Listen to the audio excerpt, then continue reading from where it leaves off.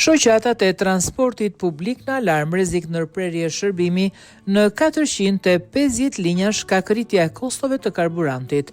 Shoqatat e transportit publik kanë ngritur alarmin se sektori po përballet me një rritje të fortë kostosh, kryesisht për shkak të shtrenjtimit karburantit dhe mungesës së masave kompensuese nga institucionet, duke paralajmëruar se java e ardhshme mund të ndërpritet shërbimi për rreth 450 linja në gjithë vendin. Shoqata e transportit qytetas dhe ajo e transportit urban dhe interurban janë drejtuar sërish ministrive përgjegjëse të Delina Ibrahimaj dhe Enea Karakaçi, duke kërkuar ndërhyrje urgjente dhe miratimin e një skeme kompensimi për karburantin të ngjashme me atë të aplikuar në vitin 2022.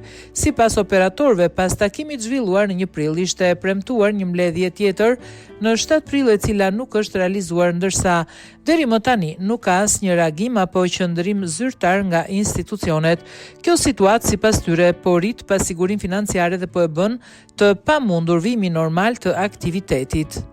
Në kërkesat e tyre, shoqatat theksojnë se rritja e kostove të mirëmbajtjes, pjesëve të këmbimit dhe sidomos karburantit ka rënduar ndjeshëm sektorin, duke kërkuar një paketë emergjente mbështetëse dhe një kompensim të naftës në nivelin e propozuar prej 100 lek për litër. Operatorët paralajmërojnë se në mungesë të ndërhyrjes menjëhershme, sektori rrezikon reduktimin e flotës, uljen e frekuencës së linjave dhe në fund ndërprerjen e shërbimit publik me pasoja direkte për qytetarët në transportin urban dhe ndërurban. Sipas tyre, kërkesa përfshin edhe lehtësime fiskale, përfshir akcizën, taksën e qarkullimit dhe TVSH-n si mënyrë për të stabilizuar situatën dhe për të shmangur kolapsin e sektorit.